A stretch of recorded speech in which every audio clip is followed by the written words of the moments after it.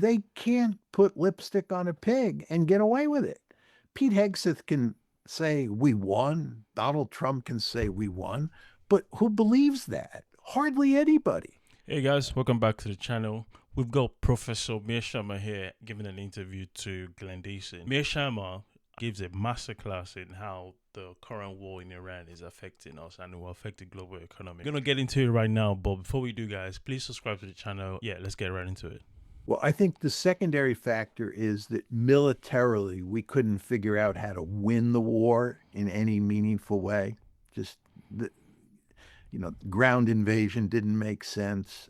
We couldn't use the Navy to do much of anything. Uh, we just didn't have many options, and I think that was becoming manifestly clear. And you want to remember that in this rescue operation, where they got the second pilot out, we lost more aircraft that day than we have lost on any single day since the Vietnam War. And think about that. Since the Vietnam War, right, we have never lost as many aircraft in one day as we lost in this rescue mission. It Wow. just tells you that we were not doing well militarily.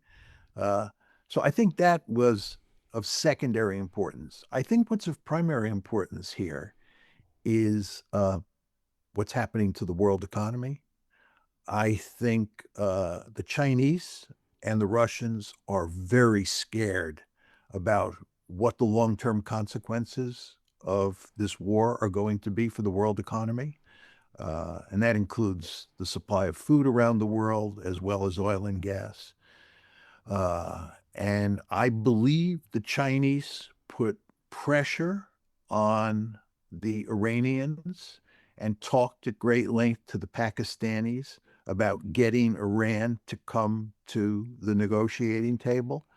Yeah, so apparently Iran was not going to grant the ceasefire. They insisted that they are going to keep the Strait of Hormuz closed, especially to America and its allies. And the only reason they allowed it was because China, which is one of the biggest user of the Strait of Hormuz, pressurized Iran to go to the negotiation table because Iran has said there's no way they're gonna accept a ceasefire because they know the United States uses ceasefire to rearm and go again. But this time around, they pressured them to go to the negotiation and just hear what America has to say. And so far, so good. It's not been working out because Donald Trump has just been giving maximalist demand so far. And to work out a ceasefire and then get talking about settling this war. I think the Chinese understand full well that this will have disastrous consequences for everyone. And I want to underline that word, everyone, if this war continues. This war has to be shut down.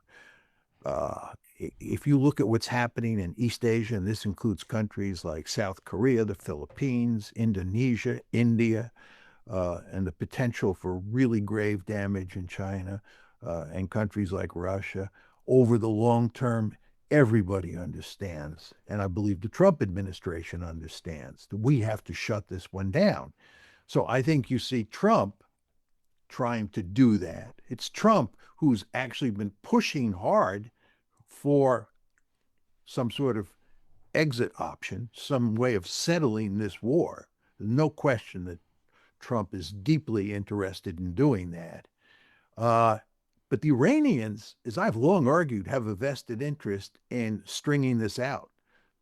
The Iranians don't want to settle this war quickly because the longer the war goes on and the more damage that's done to the international economy and the deeper the panic that Trump is in, the more leverage the Iranians have. So it's no problem, I think, from the Iranian point of view, if this ceasefire doesn't work out, because as it goes on, the conflict, that is, their leverage increases. But nevertheless, I believe what happened here is that the Chinese, working with the Pakistanis and directly with the Iranians, put great pressure on Iran. They might have even brought the Russians in to put pressure on Iran to go to the negotiating table, because this one has to be shut down. So I think as you look at the situation today, you go back to those two tweets of uh, President Trump on Monday. This is April 6th. and you ramp forward up to the present, and then you project out into the future. I think it's the global economy that really is driving the train here. The thing about Donald Trump is he needs an off ramp very, very fast because the more longer this war goes, as Mearsheimer just said, the longer it goes on, the more it devastates the global economy. That's why China had to pressure Iran to go to negotiate. It was not in Iran's favor to go to the negotiation table that quickly because they knew that everything hinges on the midterm election coming. Because every single day he's claiming that we've won this war. This war is won. He's claimed over 12 times already that we've won this war already. But yet he still has to negotiate with them because he's realized that bombs are not doing the job.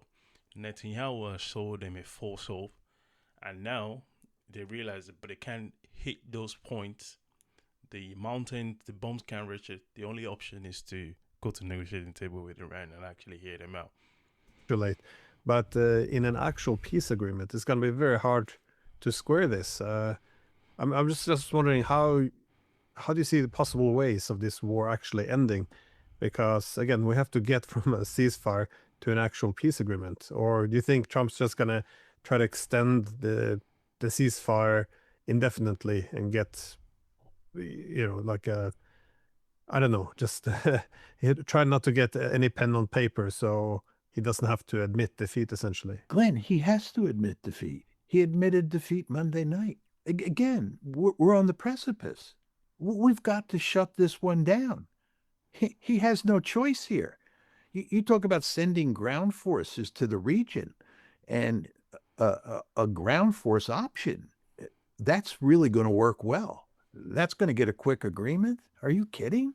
Right? That's just going to make a bad situation worse. There's no ground force option here. There's no naval option. There's no air option.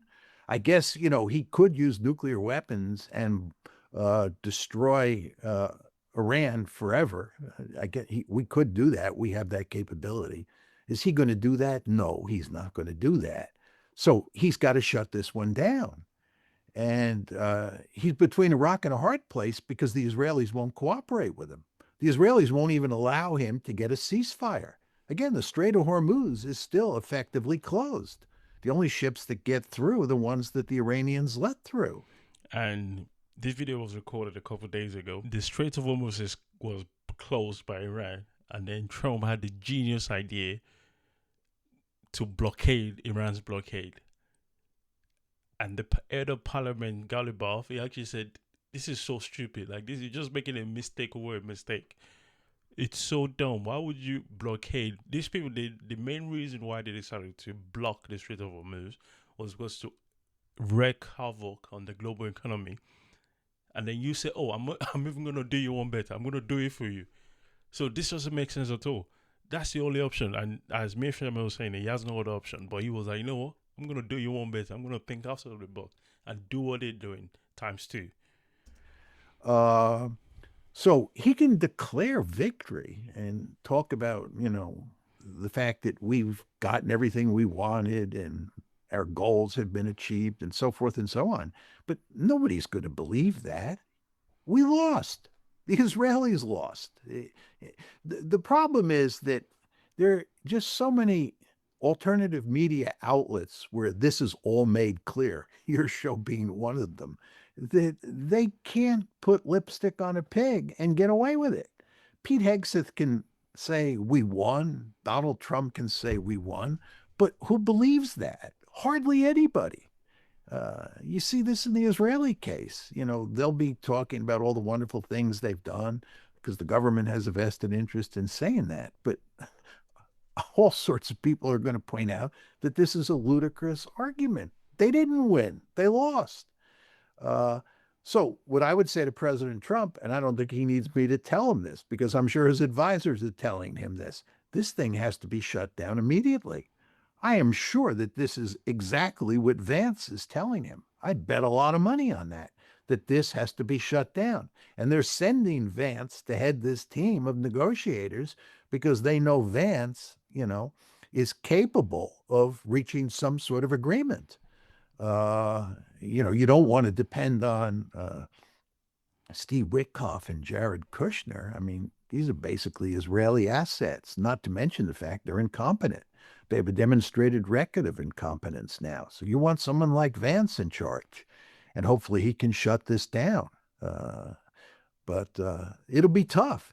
You know, Glenn, just to go back to the Ukraine war and think about all the endless conversations we've had on ending the war in Ukraine. President Trump was determined to end the war in Ukraine even before he came into office. But if he didn't settle that war before he came into office, he was going to settle it after he came into office. And he's been a colossal failure, right?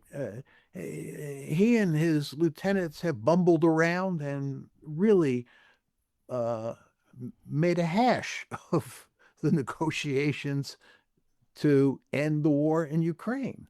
It's the gang that can't shoot straight, right? Well, here we are now trying to shut down another war, and it's the Trump administration again. And the question you have to ask yourself is, can they do it?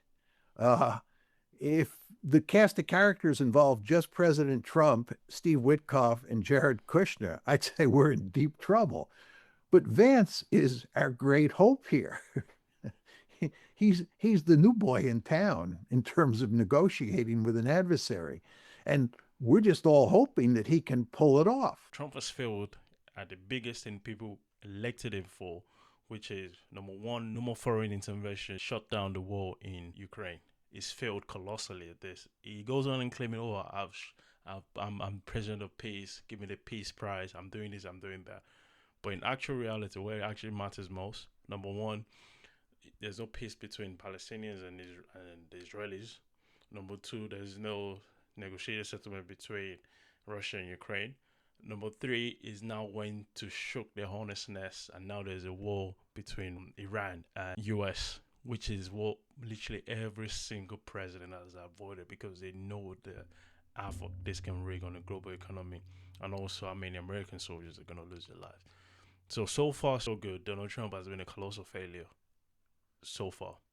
We don't know what's going to happen in the future. And even J.D. Vance as well, who Mearsheimer said was a great hope that we had. What was he doing? What was it done? He couldn't make a deal, and apparently he had to make calls to the White House every 5-10 minutes, according to the Iranian officials that were in the meeting with them, that he had to make calls every time to just get their confirmation. And he didn't have authority to make any deal. Whereas the Iranian delegation that was sent, they could make a deal right there and there, but he couldn't. So that just makes you think like the kind of administration we have right now, that these are the people that are meant to be the leaders and they just fumbling the bag really. But anyway, guys, hope you enjoyed this video. Please like the video, put a comment, I really appreciate it, and also subscribe to the channel. I'm trying to get 100 subscribers. Hope this can happen. This will motivate me to do more. Thanks for watching. They can't put lipstick on a pig and get away with it. Pete Hegseth can say we won. Donald Trump can say we won. But who believes that? Hardly anybody.